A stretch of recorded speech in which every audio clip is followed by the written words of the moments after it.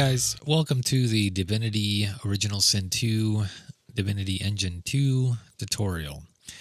I wanted to make this for a while now, and I think this is a good time to do it since there's an influx of modders who would like to learn how to do this. So first things first is if you're using Steam, I'm using Steam, so this is what I'm going to be working with primarily.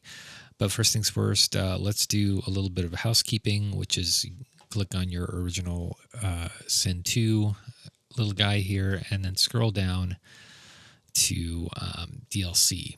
You're going to have to go to manage my 2 DLCs if you're using Definitive Edition, and enable this Divinity Engine 2 data. This needs to be enabled. If it's not, then your engine won't launch. Next, you could launch your engine after having installed that. It'll take a little bit to get it all ready, but after that, you could launch your engine, and it'll ask you which engine you want. I will be using the Definitive Edition engine, and you could play that. I'm going to leave the Steam store in the background because I don't want you to see my disgusting, desktop. So once you get to this little guy here, when this pops up, your first splash screen, you are probably not going to get this. You're probably going to get something more along the lines of configuration, or it's going to ask you to set some parameters, or at least one parameter, which it's going to ask you to point your game data path. So this should go to it should point to whatever your Steam is, Common, Divinity Original Sin 2, Definitive Edition, Data, and it should point to the data folder. Okay, so all this stuff here. I have some extra folders in here that you're not going to see in yours, and that's just because I put some extra stuff. That's where I store some things. Right, I'm going to cancel this so it doesn't reselect it. After you select that folder, it should populate here, and you should be good to go. You could look at other controls in here, like your your other settings, which is like your control settings and other settings in here if you'd like to take a look at at these and get familiar with it. So a couple of ways to get started. You could either select your project by creating it or work off of an existing one, which should be down here. You can work off of the Origins project or whatever, if you want to do an add-on. But you can click create, and it'll just slide you over to this new project tab. It does the same thing as that. And then you want to select your target. So you're either, this is a story mod or a GM mod, whichever one you want. But one of these has to be selected, and where you want to pull data from. So you don't have to pull any data from anything, but you will have to populate resources yourself if that's the case. So if you want to get things from the story, the main story, whatever the game uses, the resources the game uses, you could also use from the main game. You could use it from the arena and the GM, all three, or just one of these if you really want, depending on what you're making. In this case, I'll just be working with story, and I'll call this blank project. You can't have spaces in between your stuff, just so you know. You could use underscores, or I just combine the words and just have the next letter as the capital. Okay. Once you're done, you can hit create. It's going to create your project first, your whole entire project. Then it's going to ask you to create a level within your project. You could have multiple levels in a project, or you could have one, but you can't tie one project into another without using it as a resource, or without using it as a, I'll show you later. I'll show you that later. So you can create a new level, which again, it'll just go to this new level for you, or you could, click on the existing level that you already have here. But we're just going to create a new level. You could create the basic, which gives you pretty much this, empty, which is nothing but I don't even know if it gives you a terrain, but it might.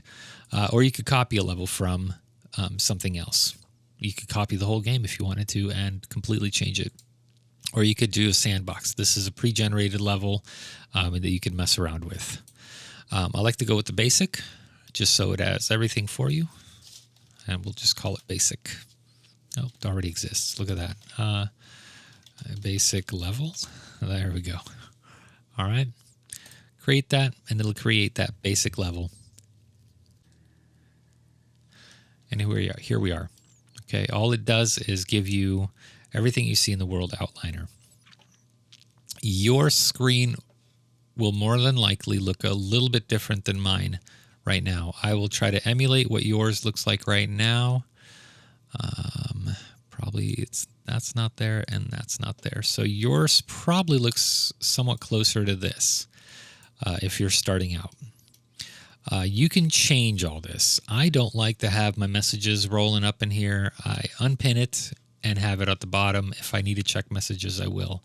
I also like a couple of other tabbed items, like my resource manager, which I'll show you how to do that. All right, so let's go over some of the tools first. So here we have, if we close out of this, actually I'm just going to close out of everything except for the child of, or eyes of a child.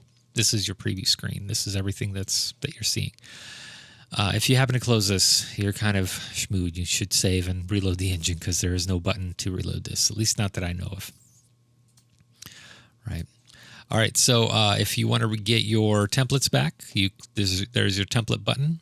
These are everything that's listed. Remember when I said everything that you need to use?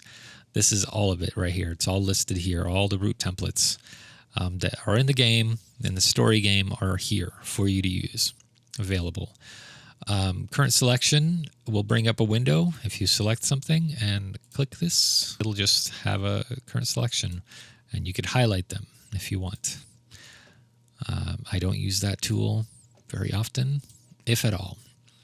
Then you have your resources. This is different than your root template manager. Resources goes deeper. This will have your materials, your textures, animations, visual resources, sounds, effects, the things that make these root templates. So you combine these to make these. Okay. I like to have, and you're going to need to have this window as well, but I like to tab this window. And you can't really drag it around and tab it because it'll want to do this or that. So what you want to do is dock as tab document, and it'll dock it as this. And this is what I like to do. Other people don't like to do this. I like to do it that way. And you could already see, as I'm just looking through here, if you want to see everything, you go and click that shared folder here, highlight the shared one, and you'll see just about everything that the resources are available. The resources available to you. You can mix and match and make new things from this. So here's your bear, right? And these are all the animations. So you could see all their independent animations and things like that, right? So the difference here is this is your visual resource. This is your whole entire resource here. This is how it looks. Now, if you want to select only one of these, just right click instead of left click. Left click will just toggle. Right click will select them independently. So here's your animations, animation sets, your physics, all your physics resources. They're just boxes that tell you collision information, your textures, right? Scripts. Now these are your behavior scripts right here. I'll go over those later. Your materials. Okay. If you are a modder, or just worked with engines before, you know what a material is, right? Different materials. We have effects resources. You might not be able to see what an effect is until you double click it, and it'll play it for you in this effect window player. And oops. So if you close out, it's just going to minimize. I'm not going to do that again, just not to waste your time. You have your sound resources. Some of these will not be available to you. There is a patch for that, I believe. Some of these are ambient, so they can't be played. But you could scroll down and play other actual sound by double-clicking. You have your atmospheres. These are all the different types of atmospheres that you could create. Visual set resources. Mesh proxy resources, and material sets. There aren't very many of these. This is the only one I know of. So there's that for you. So this is what you can do to create this. Okay, your root templates. Back to the world here. Now, let's keep going. So I've already got my resource manager up. This is your text search. So you could search anything by typing in here. Like if you're looking for a specific action that you did in your story, you could search that. Or if you have it in your scripts, you could search it there, or in your dialogues even, search it there, depending on what you want to search. These take a little bit to search through. And then your world outliner, click that, toggle that to show, just for you to see everything that is in this world. Everything but the terrain layer. That is actually in the terrain panel right here. I like to have my terrain panel docked as a tab document. Oh, nope, that's not going to do it because we haven't got that yet. So I like to have it down here. I don't know if we have the preview panel up yet. If we go to view, preview, there's the preview option. So if you click on anything, it'll give you a preview of that character and item. I do like to have that, but I like to have it docked as a tabbed window. Now you have these two great little guys here. Okay. Also, go to view, and you could have a sidebar. I like my sidebar if it pops up. There it is. Two does it. I like my sidebar a lot. This will give you information on what you have selected. And depending on what you have selected, this will change. And then view message log. That is this little guy here. That's what I minimized. Gizmos. It'll show you all the gizmos. If you keep scrolling, it'll show you the direction and all the things. So that's the visual gizmos here. It'll just tell you what things are. Invalid objects, resource usage, and all these other things. I recommend checking these out. Okay, so we got through to our terrain panel here. I also like my AI grid panel. I click that because I like to have it as a tabbed window as well. I don't know if yours will be tabbed, but I tab mine just so I could scroll through. I don't use Decal Painter much, but if you want to, you can. I'll go through that later. Instance Paint Mesher, I also use that a lot, so I have that as well. And you could reorganize your tabs the way you like it. Okay, so these are kind of your main things to set up your everything here.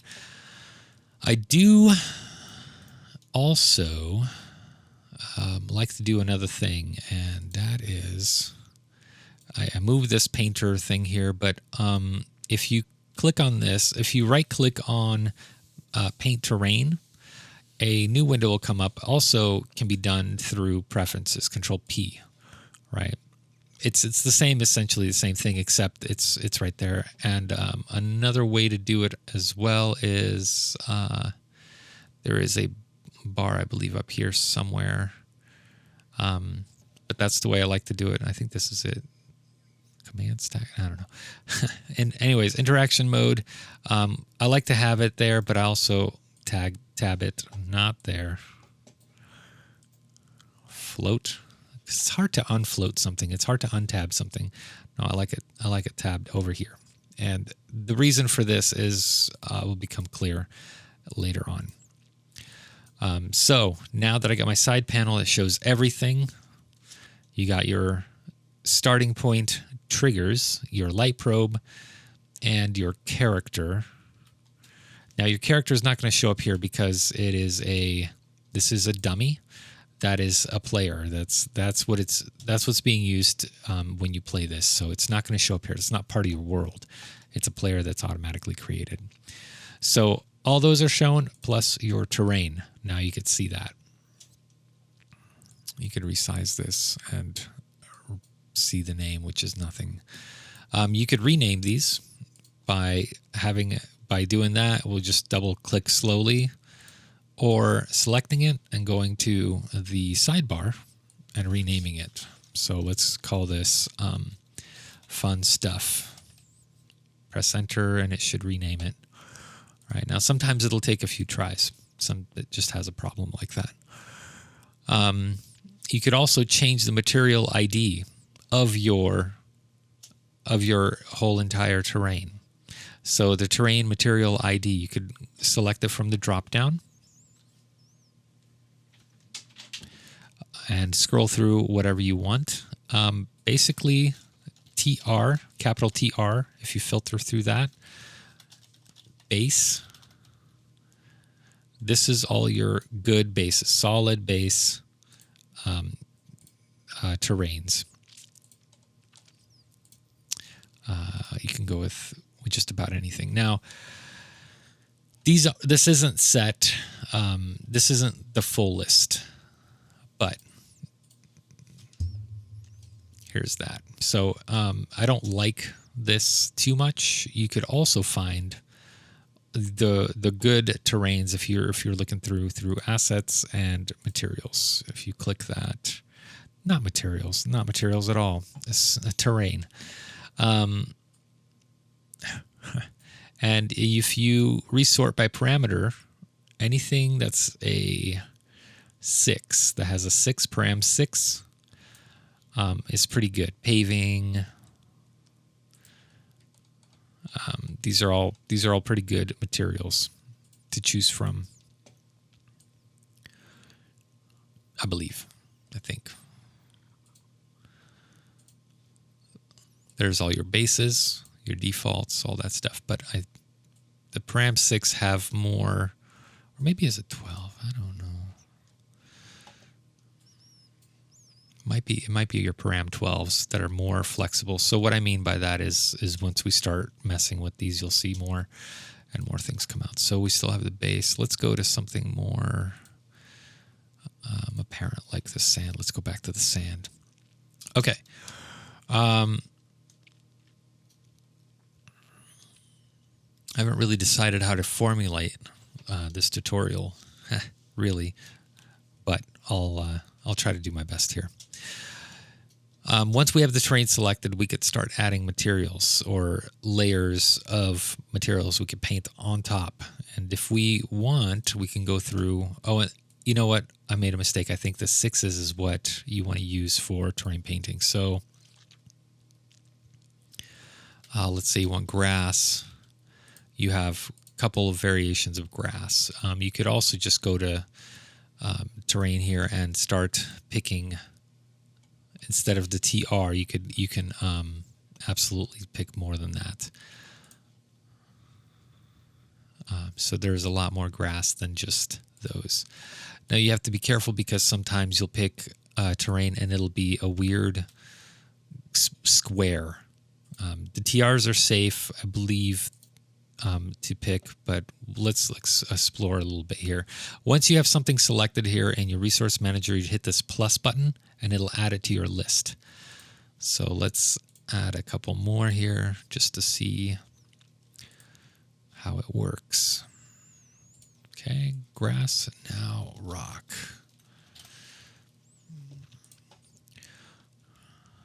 I want to look with something that has the NAT on it.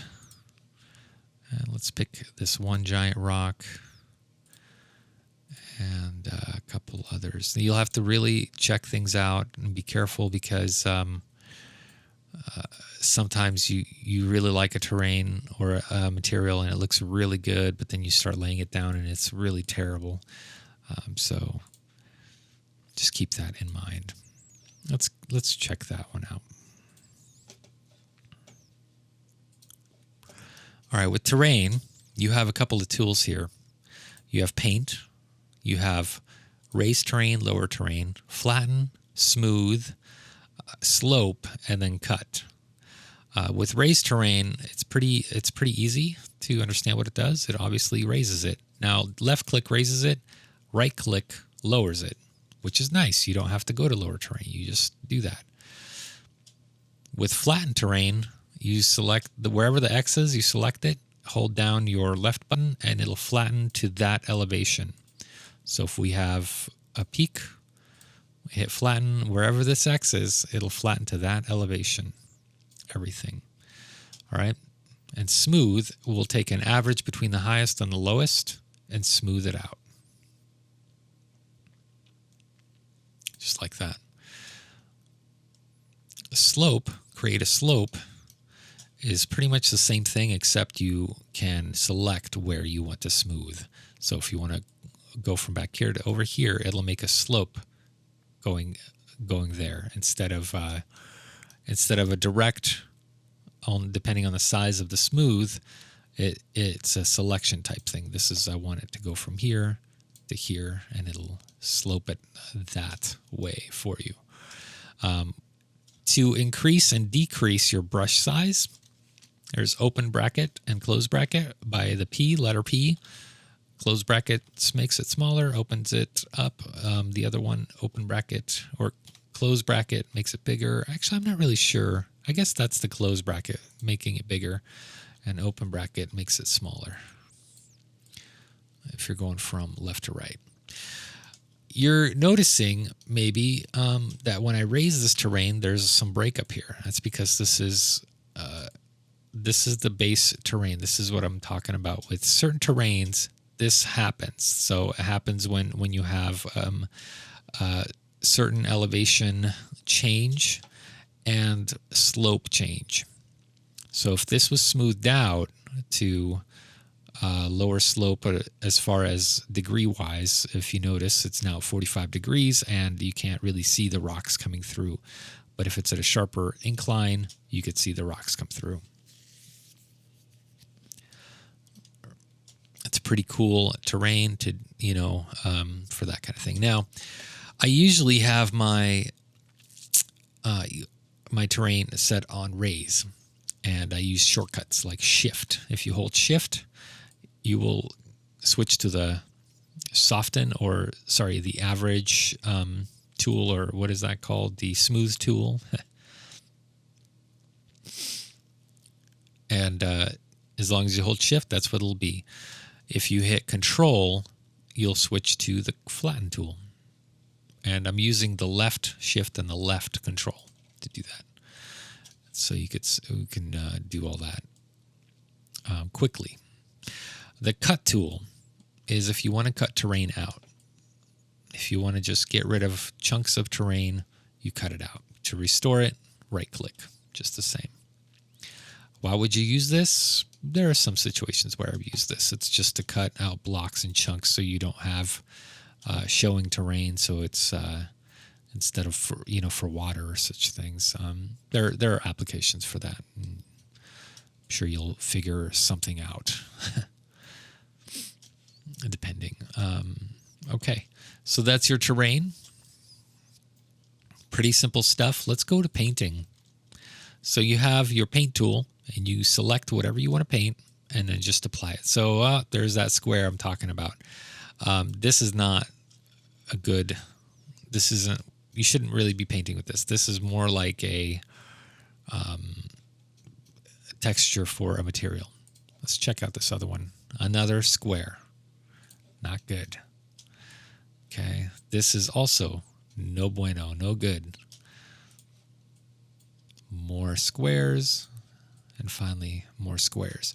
So we chose pretty horrible terrain to paint from. We could just hit minus to get rid of everything, uncheck to make it disappear, but we'll just delete everything and go back here. So this is where we can go back to the terrain. And this is the param 6 stuff that we want to add.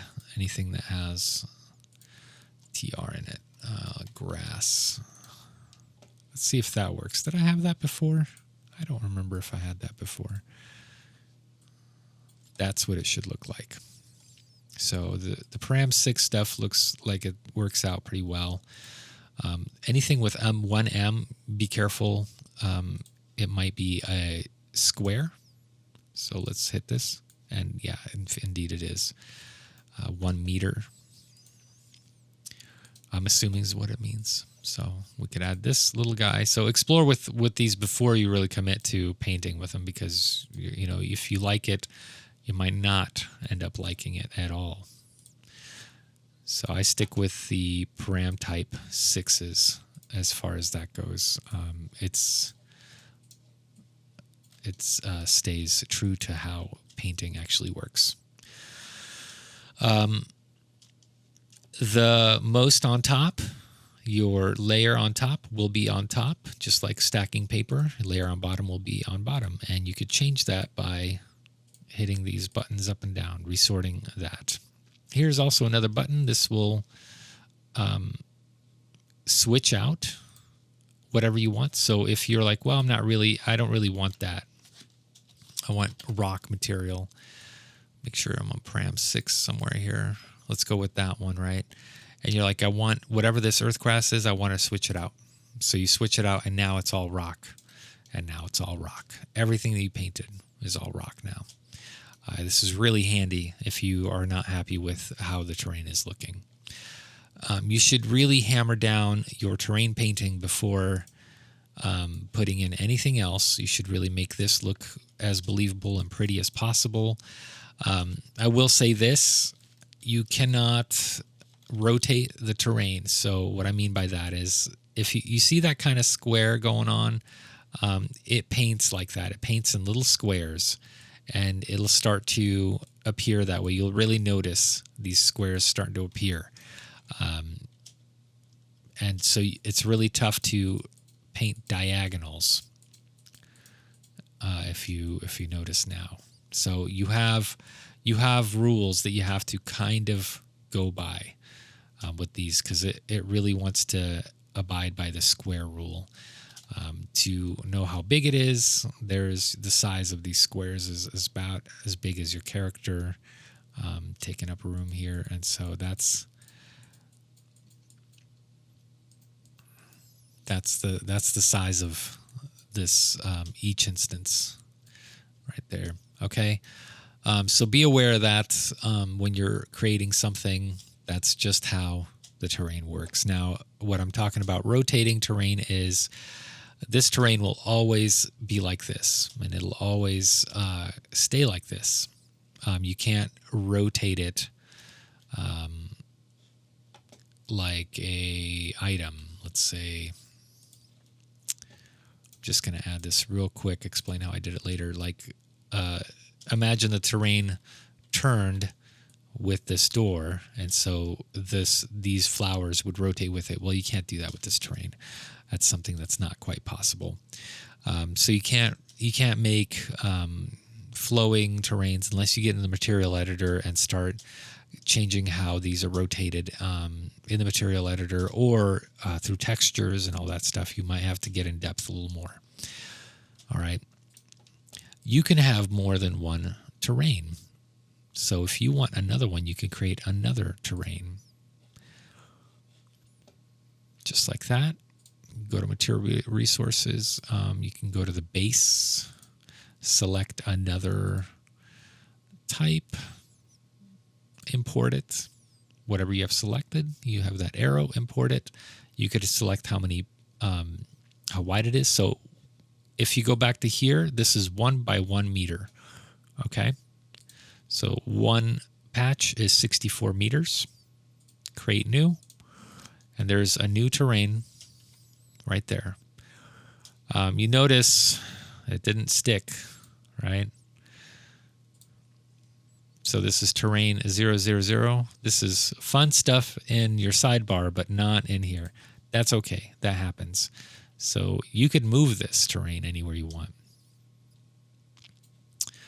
And the reason you would do this is to save some space. So like you don't want to extend the terrain. You want to make this terrain only for rocky areas, only for like houses, because you're going to have to teleport to houses if you want upstairs floors, especially, and that I'll explain later.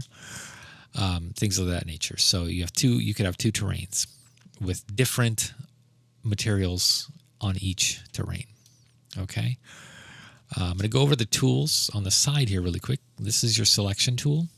This does nothing but select whoever you want. You could also box select and select everything. Right click, deselect all. If you want to deselect all. This is to move, translate. So you could have the object selected. You hit, well, maybe you can't. Let's put in an item. Rotate, scale, and then finally place a new object. Let me place a new object. Let's place a character. Let's get this guy in here. So we're already on place a new object. What I don't like about DE is in the original version, it showed you which tool you were using by indenting it just a little bit. So you had whatever tool. Shortcuts are 1, 2. So 1 is select, 2 on your number pad, not your number pad, but on the top row numbers. 2 is translate. It looks like that. 3 is rotate. Looks like that. 4 is rescale. And 5 is your place new object, but we're not. We're in selection mode right now. So here is interaction options. This is where you could pop that up. That's another way to do that. So down here is everything that you could hide the gizmos, show the gizmos, slide probes. You go through these and just check them out. This is selected trigger visibilities. Select all trigger visibilities. Decide what you want to see. Wireframe, default shading, texture density. Just check this out. This is for like if you want to save space on RAM or how much you're using. That's going to show you that. Okay, and then toggle visibility on certain things like physics. Like there's your physics on the bad guy. Opaque physics, AI bounds, and everything else. Okay. So there's your guy. He is going to be an evil dude. As soon as I start playing, he'll get into combat and kill my guy. That's just the way it is. All right. So down here, your root template manager is different kinds of items that you could put in. Your items are things that you could interact with, things that are scriptable, things that you can destroy, that you can program, that you can script. That they have they even have a little area for behavior script. Each item differs in what they can do. Doors will do door things, or they could be a waypoint. It depends on what you want to do with it. You could scroll through. There's a ton of stuff, resources for you to use. If you want to see what they look like, go to the preview tab here, and you could check it out and see what they look like, each one of them, and what they are. You'll find some things like invisible helpers, invisible trapdoors, things like that, and you could certainly look it up and see how they're used in the actual game. Very, very tricky stuff that they have here.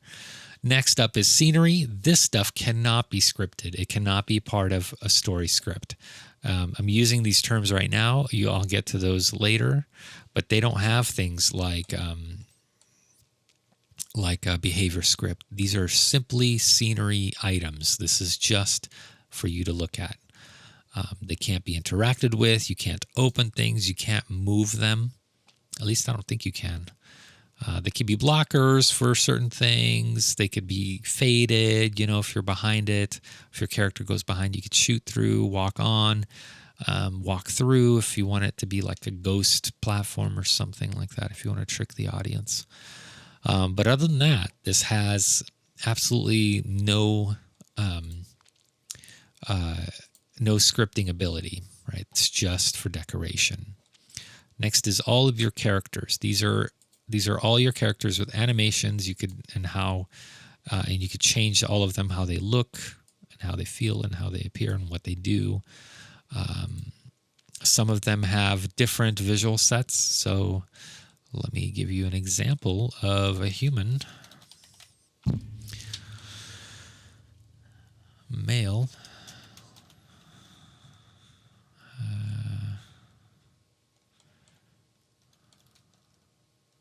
Looking for clothing. Okay. So here's Guy. This is loaded with a bunch of stuff. So these guys, usually humans, male clothing, usually very loaded with a couple of things here, and I'll put one down to show you what I mean for now. Okay, next is your triggers. I X'd this out because I had this search bar filled in. If you have something typed in, it won't show you anything. So next is triggers. Now these do different things. Primarily, you will use AI, seeders, atmosphere triggers, box triggers, event triggers is a heavy one. I use these all over the place, and region triggers. Some of these other ones you'll use start points are already there. You shouldn't need more than 4 really. Really, you shouldn't need more than 1 unless you want to do some really tricky stuff. Stats trigger. This is something that'll change stats if you enter things of that nature, like a level overrides. Teleport trigger. This is a teleport trigger is where you end up.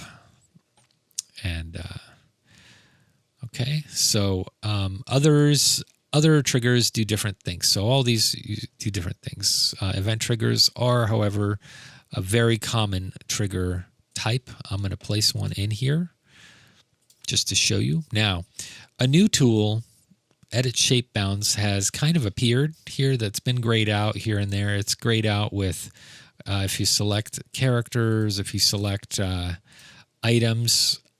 But when you select terrain, it shows up, and you may be like wondering, hey, what is that? When you click that, things begin to happen. You can increase your terrain size. Now, going up with it doesn't really matter. It won't let you anyways, but you can increase, you can decrease if you don't like the size. But it's also valuable in things like your event triggers. You could change your item bounds and event triggers. And new kinds of bounds appear here. You have these little balls and these little cylinders that appear. What you're not seeing is the bottom edge. You could also make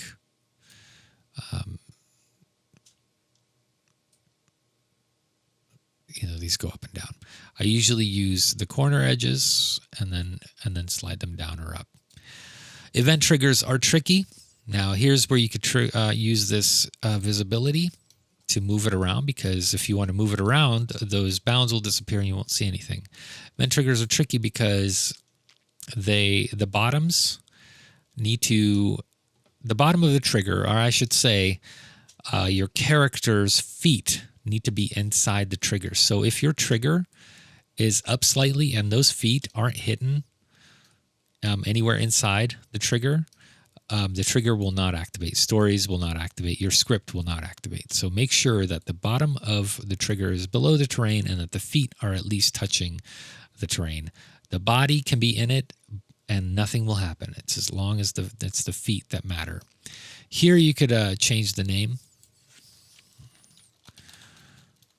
Let's go with Explode body trigger. Yay, we love exploding bodies, I think. We'll check it out. And then you could even list some events that happen. Leave events and enter events, which are great. Character enter trigger, and an event can happen like, I don't know, a body explodes. Okay. You could also change how these event triggers are. That you could be polygon, which is a little bit different than what you're used to. A new tool appears over here. And first you'll want to add a beam.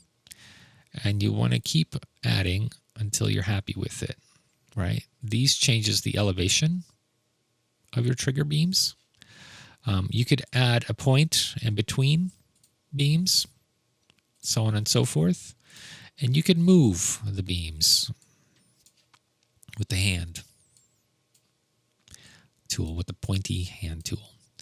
Right? If you want to see what it looks like, you just hit that polygon tool or that view tool, and there you have it. You can check things out from there on. Move it around so it's easier to see. I have noticed that sometimes it'll have this weird error where you hit this button and then hit it again, but a lighter version of that will stay, which is kind of annoying. But all you have to do is restart the project or reload the project. So we have a little explode body event trigger here. We'll see what that does later on.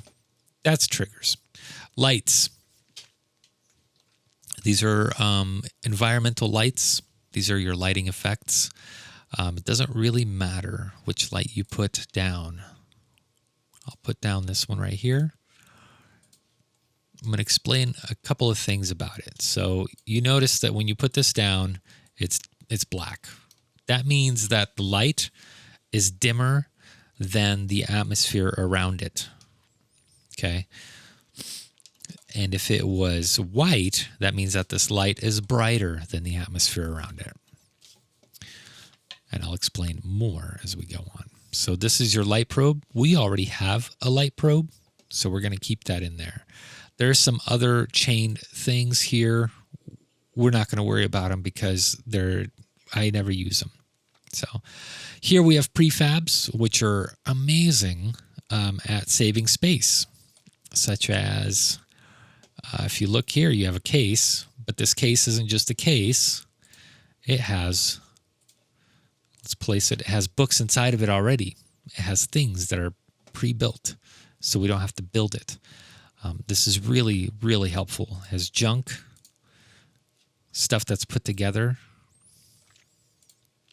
for you. It has things like cliff sides. Let's put one giant one over here. I use cliffs all the time or the prefabs to make cliffs all the time because it saves so much time to do this. So a prefab is an individual root template that has been combined and grouped for you and then made into a grouped thing, which is a template or, prefab, which is nice, which is handy. I use these all the time, like I said. You can move these around to your liking wherever you want. I'm not sure if they fixed the prefab problem where you I don't know if you can make them or not yet. You'll have to check that. But you can move these around, double click one of these, and it'll select everything that's still part of this prefab. And it will select it all for you. It's great. If you want to group something, you select it and then right-click Group. You could also ungroup. Whatever you want to, well, I won't go into any of that stuff yet. So, all right. There's a lot of tricks you can do when you right-click on something. Explore some of these. Check them out because there's some very helpful things like copy Z and Y to clipboard. Very helpful stuff there. All right. Especially during scripting. Next is walls. Walls are tricky. They can be really hard to learn, especially if you don't know what you're, looking at. Let's go to something like a worker house wood A. And once you place it, you're like, wow, that is not a wall. What's going on here, right? Well, there's a new thing that appears right over here. It's called Edit Walls. You click that, and now you can edit this wall. So you select it, and it's all, when it's this color, when it's highlighted, you select and drag out, and it'll make a wall for you. Select and drag out. Now you can only work in 90-degree angles, and you have a minimum wall span. Whoa. I don't know where we went. Let's double click on our world outliner to get back to where we are, which is really handy. This is what I mean. So I'm going to drag out, and it's only this 90 degrees. So you see this corner? I can't make another corner going this way because this is itself is a resource on this wall. So when I click this and make another corner, it adds another corner onto this corner. So this is your minimum size of any house right here. This is your minimum. Your maximum is whatever your heart desires. This is the smallest wall piece you can have.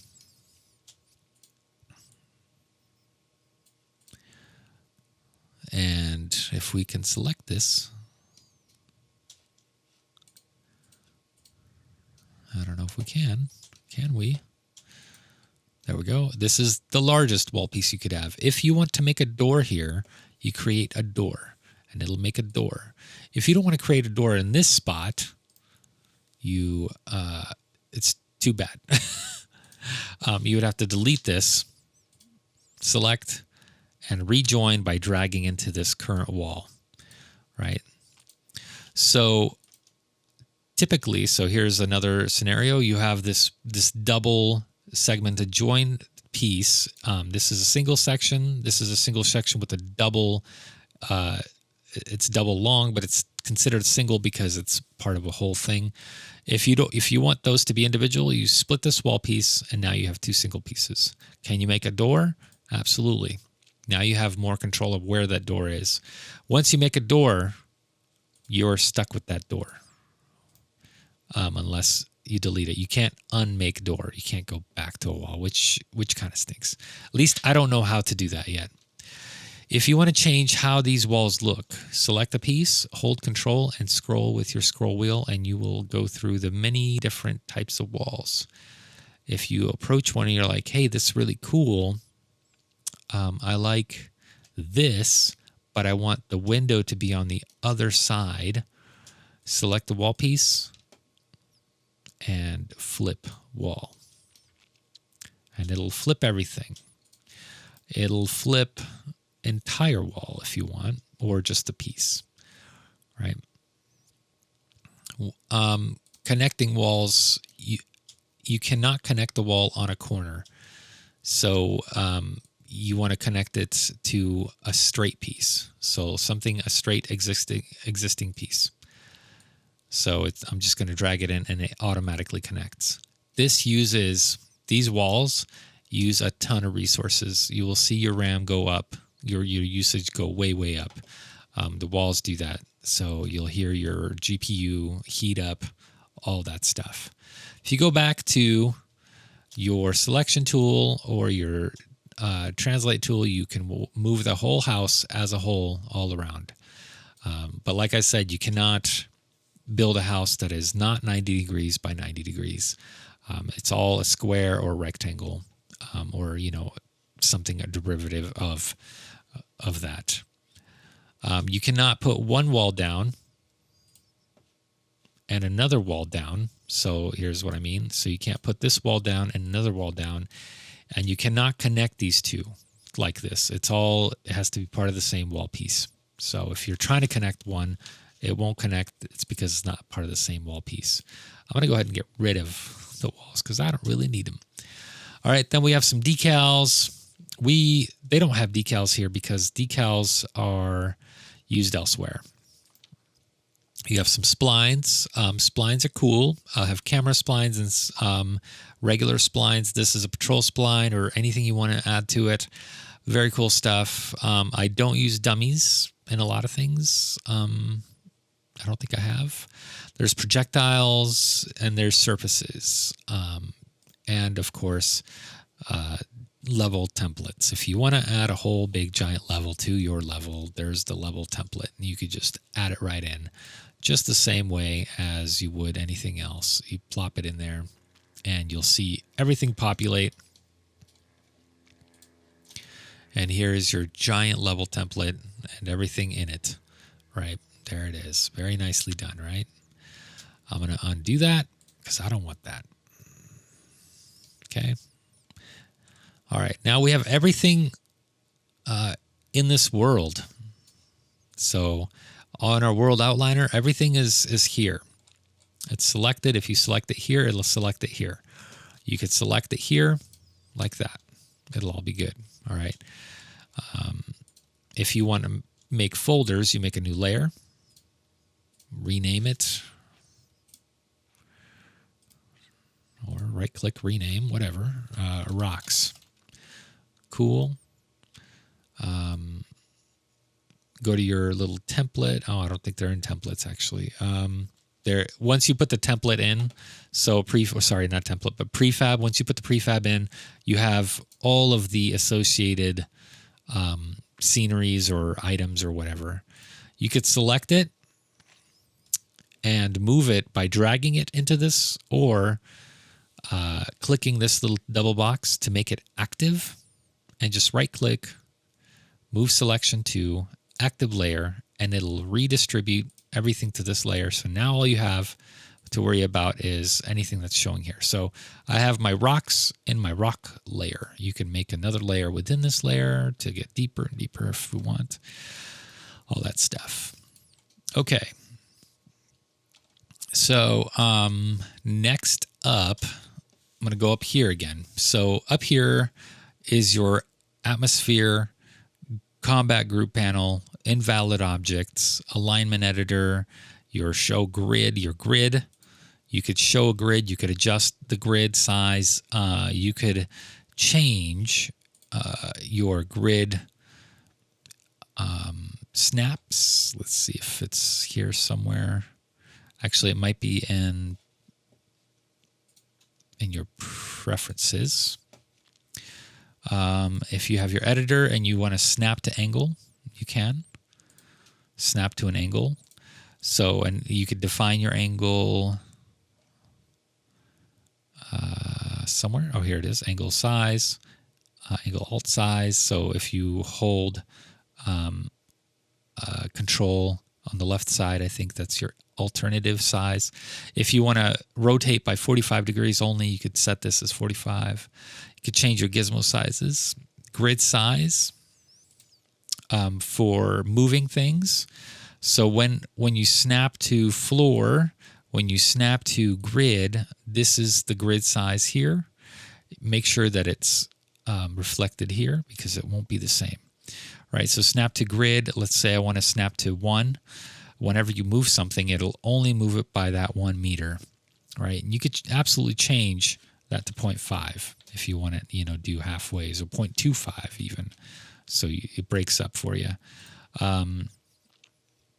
Snap to floor can be tricky to use. I typically don't use it very much. You could use a hex grid, which you could define here maybe. We'll check it out. Okay, let's save that. Let's check out this grid. Cell size, that's what I'm talking about, that 1. So it shows you this grid. Now, if you want to do that 0.25, you can't because 1 is your largest. There's 2, right? I don't know what the maximum is, 128. Okay, so 1, and you could change the elevation of this grid just so you could see it better, right? And this one you can set to 0.25. Nope, you can't. 1 is the max. Offsets.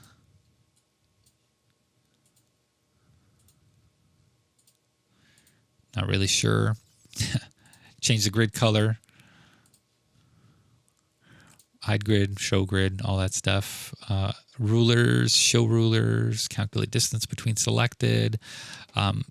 this is all mathematical stuff, very useful stuff if you for scripting and all that stuff. It's really great to use this stuff. But let's if you close this, the grid will still be there. So hide grid to hide the grid. But here's what I mean. So you have your item barrel. Let's have a blessed barrel. Let's put it in there. So once you place it, it's kind of out there, but once you move it around, it'll snap to its first area, right? So if we have, I don't know if this is here, select interaction mode. Okay, snap to scale. No. Snap to angle, snap to floor. I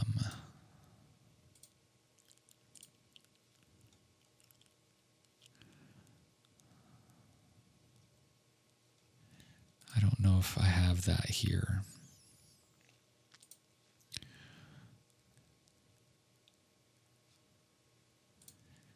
Unfortunately, yeah, I'll have to go back to preferences and edit general. So we have a grid size of 1. Oh yeah, well here you see your grid size on here, which can be confusing, which can be really confusing.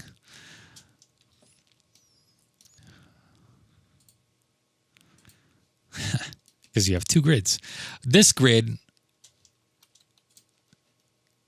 I don't know which is better, because this one you can see on the bottom, and the other one is more of a floaty grid. So choose your grid. But this is the grid that it's going to snap to. All right, let's go back to preferences.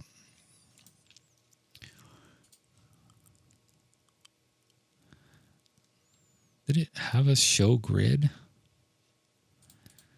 Did it show the grid before or not? I don't think it did. Well, whatever. Check out the grids if you want.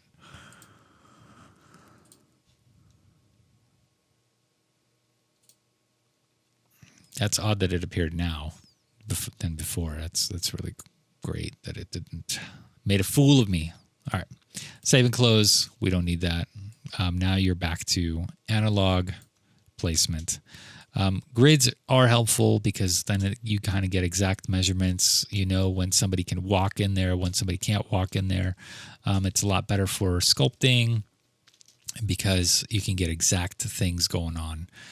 If you know that this guy can only fit in a 1 by 1 meter area and you want to make a hallway, that kind of sort of thing. So if you want to be exact, use grids. I like to kind of just play loosey-goosey with things just like this and then snap them to grid if I have to. All right, where was I? Okay, and then world map renderer and then voice spark editor. So all these do different things, of course. There is another slew of editors as well. Effects, story editor, dialogue editor. I use story and dialogue editor a lot, a whole ton.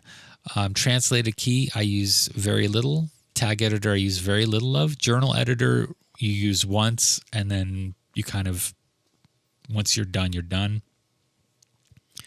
And all these other tools are to help you kind of analyze things. So let's go through with working atmosphere settings. So atmosphere, this is just your work atmosphere. This isn't actually making your atmosphere. You could turn it off. You could set your working atmosphere. So you want to see what certain atmospheres look like. You could select one and it'll change your atmosphere to that. You could select it and just start scrolling and things will happen as you scroll.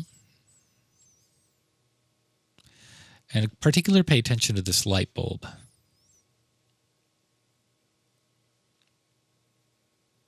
And it'll change colors depending on how light this atmosphere is. So if we go to this cavern, let's work with this cavern. And let's go to this light bulb. And we could see this light bulb. It's enabled. Right, that's good, right? Flickering. It was flickering, but you could turn it off if you want. Flicker amount.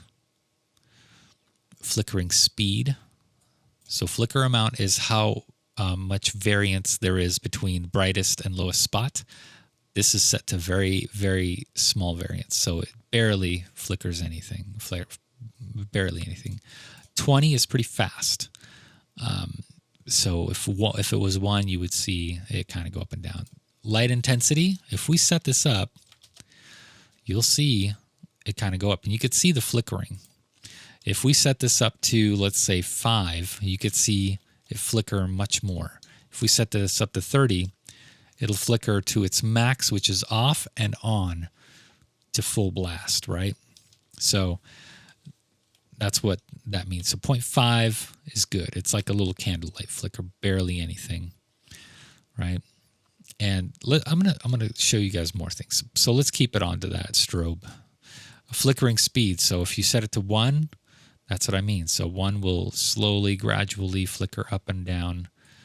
0.2 even slower, right? 100 will be just chaotic, or 101, right? So check those out, check those parameters out. I'm going to keep it at 5 just so we could see the differences here. The light radius, we can increase this. Let me move this out so we can see the bars here. This is what all the light affects. So if we make it really small, it doesn't go beyond that point. So even though the light intensity is high, it doesn't go beyond this light radius. So everything that is in the light radius can be huge, and it eventually, the light will come out to here, but it's barely visible.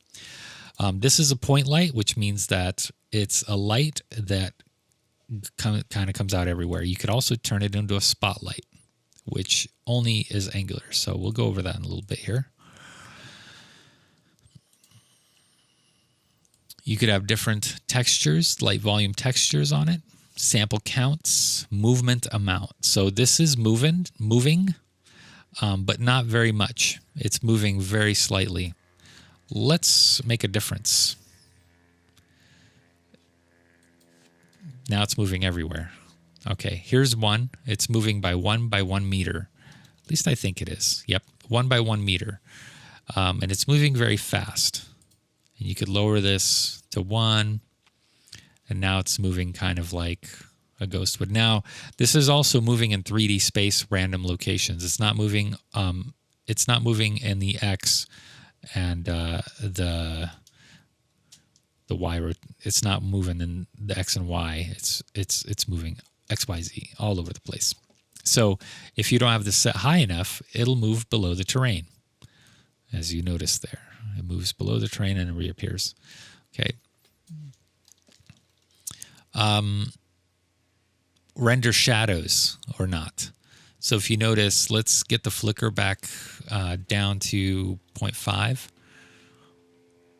Nope, sorry, that's a different thing. So where's that flickering intensity here? Flicker amount 0.5.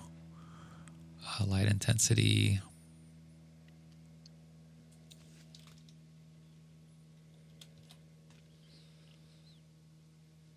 Actually, let's just not even have flicker. Let's go down like that. Let's move it up to 60. And then let's get rid of moving so it doesn't move.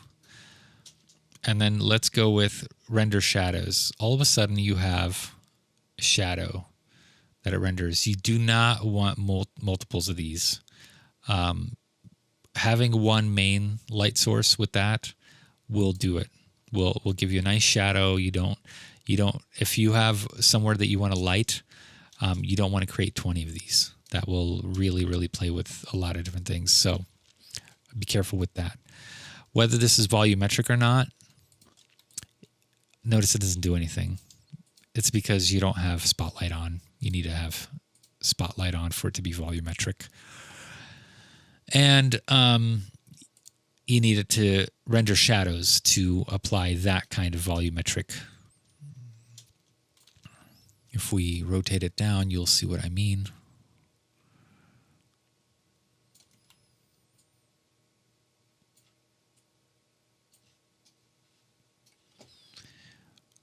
There is a shadow here, and it's coming off of things. Also, I mean, you're probably thinking, "Wow, that's really intense." If you lower the intensity of it, volumetric is really, really intense. It does have an intense light there. So because you clicked volumetric, it defaulted to this. Now, it also uses, for some reason, it also uses this intensity as well. So if we have this at 60, it still uses that. So you could play around with both of these settings, but you notice it has your light settings. So the volumetric, let's give it another 5 and lower this down to 10. Now you have a more of a foggy shadow going on. You still have a shadow, but you also have those light rays coming down, or the shadow rays, is maybe that's what they're called. So play around with those settings. If you don't like volumetric, you can turn it off. I have absolutely used volumetric in mine. I love it. I think it's great. But you don't have to use it if you don't want to. Back to point light and render shadows. Okay.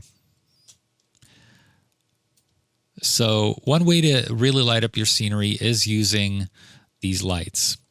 And a quick way to double these lights. Oh, and by the way, you could choose a color. So you don't have to stick with the red or whatever. That's why these lights don't really matter, because everything is kind of a preset. And these lights right here, when you add a light, they're just kind of a preset. You don't have to use them. You could choose a light from here, or just choose a light from the slider, just white. Here's a white light, right? This gives your level personality, right? So let's say you have your, okay, I want to light up my scenes. Perfect. Hold Shift, and you could drag out a new item. This is called cloning, so you could clone it. Now, you notice this guy still has render shadows. We don't want to render shadows, so from now on, we'll just clone the lights and light up this area.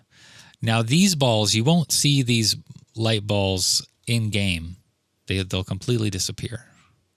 All you'll see is the effect coming off of them. So you'll see just the lit areas, right? So you have kind of a lit path going on.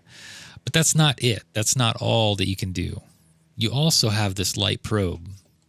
This light probe changes how things work. So if you have a local light probe, if you notice that changed, but am I still on the light probe? Okay. But it's not really affecting anything yet. So we have to, this is where things can get a little tricky. Render selected light probe, level render selected light probe, and it'll re-render. Oh, maybe it won't, but it should. Let's go back to distant and local. Did it do anything? No, it didn't like that at all. Let's save and play as a character and see what happens with that. Oh, that's a lot to save. Also, I recommend saving quite a bit. Render all light probes? Nothing. Okay. It's all right. I like to keep mine at distant just to... What distant does is render everything. It's like a part of the atmosphere that helps the atmosphere. You don't need to have the intensity very high. You could play around with it, but you don't need to have it very high. Now, it also depends on the level atmosphere that you're using. this atmosphere might not have a used light probe thing going on with it. So let's teleport over here. T to teleport. So if you have your arrow anywhere, T, and it'll teleport your character there. All right. If you notice, nothing really happened, right? That's because our level data has a different atmosphere than our actual atmosphere here. So if we go here, we are using this atmosphere. Select it, copy, go level, edit level data, and it's going to be right here, under atmosphere. Let's use this atmosphere. Let's hit that save button. We could also regenerate AI bounds or level bounds, because that's probably going to be helpful in the future. Okay, now let's play. And now we have our lights that are showing and everything like that. So here's our enemy over there. We don't want to bother him, because you could see that he's an enemy and he'll kill us in one hit. Everything now is interactable. You could check things out. We haven't even set anything yet, but you could do things, and walk around. Now we haven't generated any AI things, so let's see how this works here. Oh, okay, nice. Okay, it's good. I'm not sure why the terrain is working, because it really shouldn't be working yet. We haven't generated anything, but hey, it's working. That's great. It's perfect. All right. So this light probe might not be working with this particular atmosphere. We'll have to explore that a little bit more. Okay. So for now, I hope this is enough for you to get started, at least with lighting. I will want to put out some more videos. I think this one's pretty long, on how to do things. If you have a suggestion, or if you have something you want to see and how to do things, please leave a comment and tell me what you want to see next. I will want to go over the story editor, the dialogue editor in a separate video, and a lot of these other things in a separate video, because they take some time and to learn. And I wanted to kind of just give you enough to get you started on how to design something real quick. All right, so hopefully this helps. Again, comment what you want to see next, or at all, and I'll get to work on it. All right, thanks for watching.